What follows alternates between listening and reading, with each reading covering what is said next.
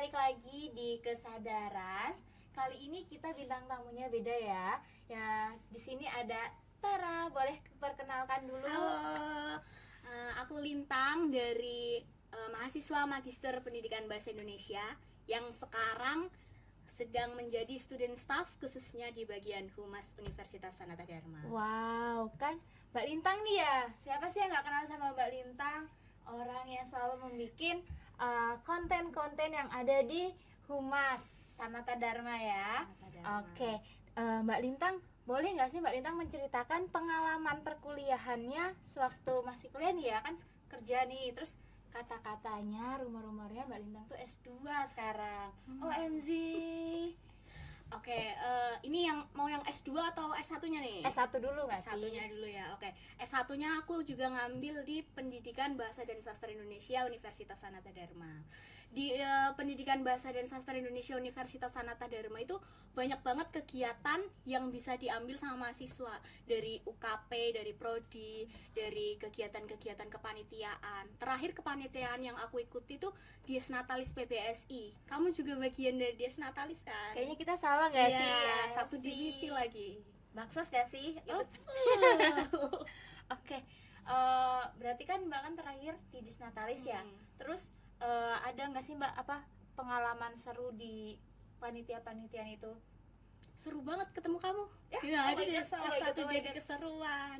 Oh my god. Seru banget, apalagi kan itu Dies Natalis dari rangkaian kegiatannya, gimana hektiknya nyiapin kegiatan, terus dinamika bareng panitia, ngurus proposal sampai LPC, itu jadi pengalaman yang menarik yang bisa jadi bekal buat aku juga untuk kegiatan-kegiatanku selanjutnya. Oke, itu kan tadi ini ya kepanitiaan di S1 ya. Kalau di S2 ada nggak sih Mbak kepanitiaan? Di S2 ada, biasanya kalau mahasiswa S2 kita lebih sering ngurus seminar ya yang agak-agak serius gitu.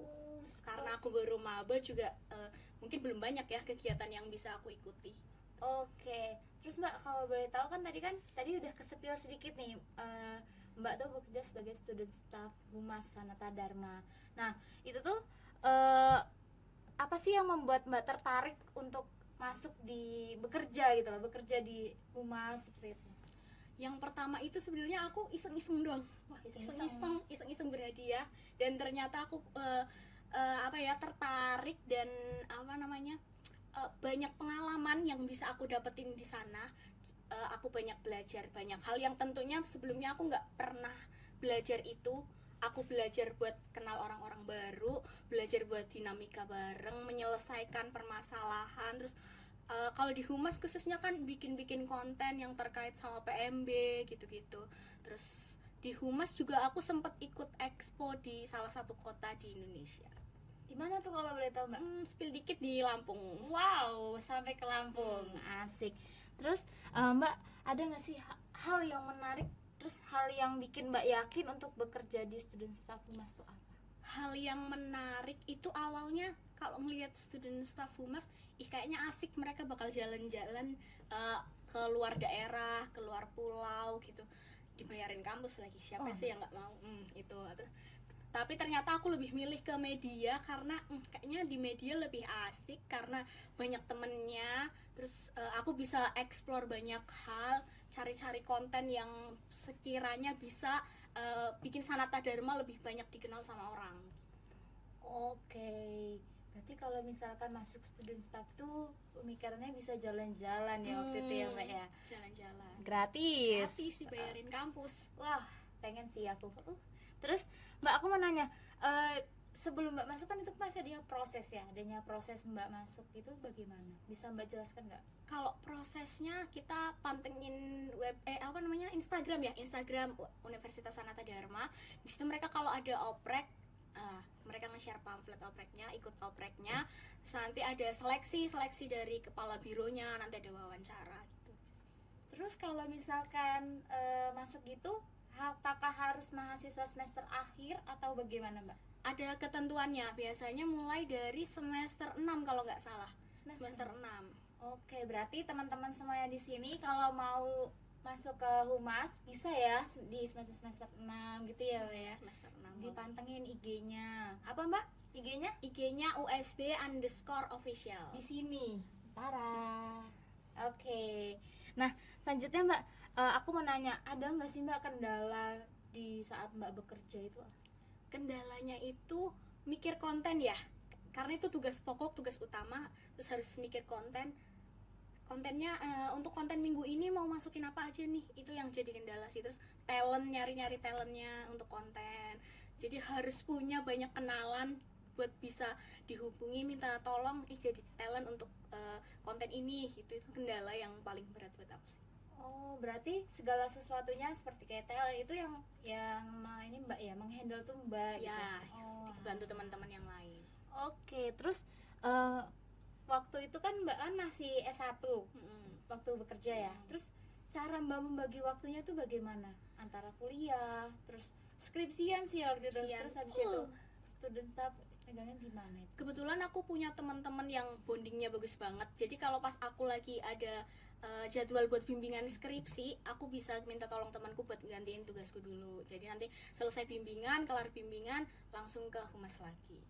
Oh, seperti faktor teman juga mempengaruhi ya teman. Terus aku mau nanya Mbak, ada nggak sih Mbak kesulitan yang Mbak alami ketika Mbak jadi student staff di humas? Terus bagaimana cara Mbak menyelesaikan itu?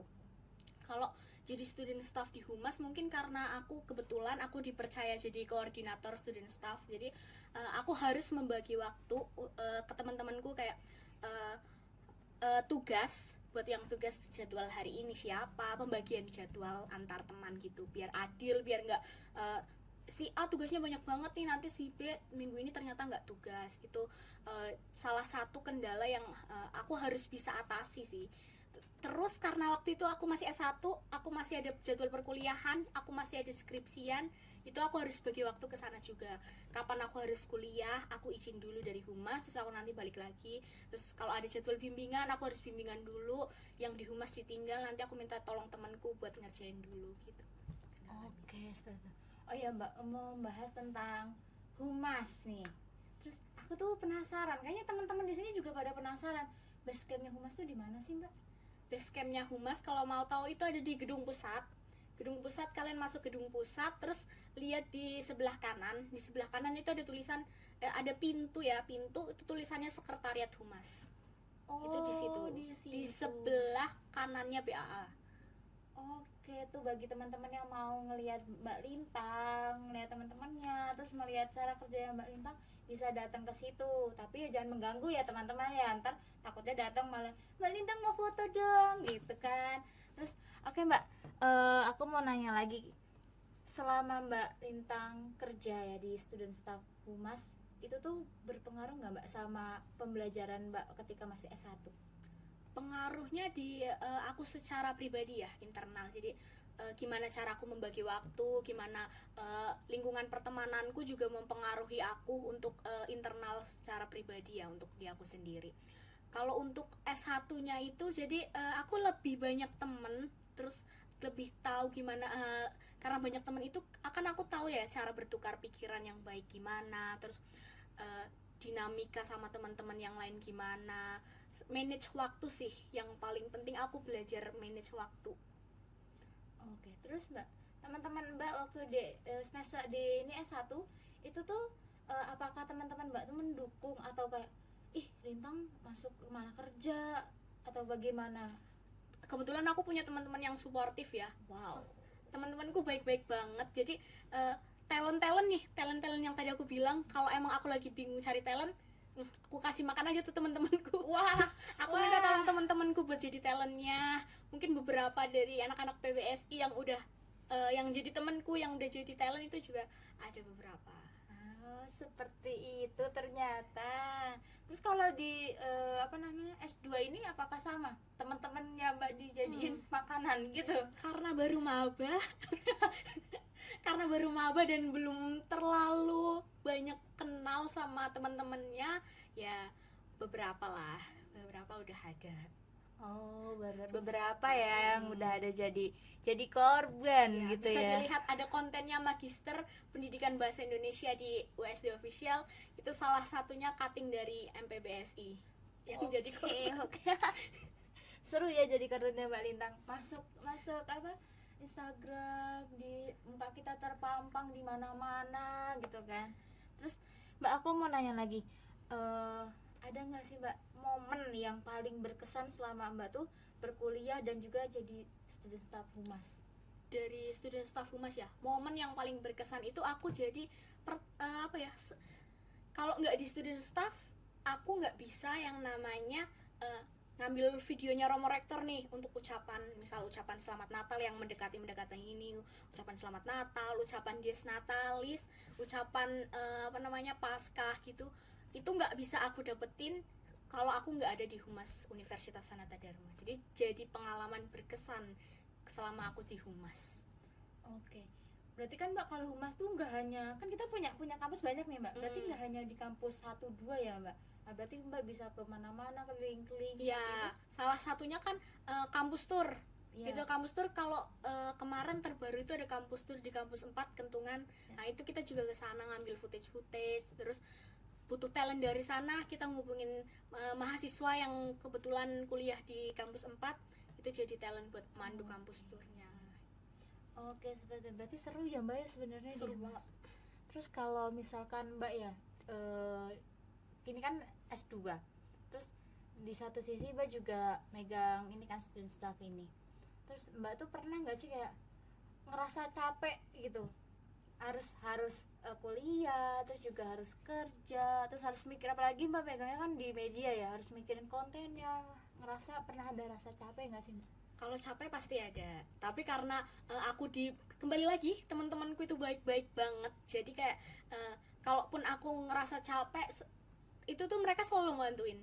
Jadi kan kalau mau bikin konten kan nggak cuma satu orang doang, kita butuh fotografer, videografer, butuh nulis skrip gitu, itu juga dibantu sama teman-teman yang lain. Kalau capek pasti capek, tapi selagi masih ada teman yang masih mau bantu, itu bisa diatasi.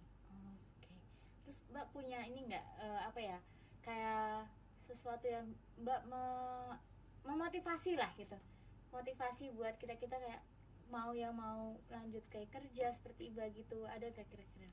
Kalau mau lanjut kerja, yang misal kuliah sambil kerja ya, kayak lagi skripsian nih, tapi cuma skripsian doang, nanti bosen, bisa lanjut namanya nyambi kerja, tapi tetap harus bisa bagi waktu. Jadi manajemen waktunya emang harus ditata banget.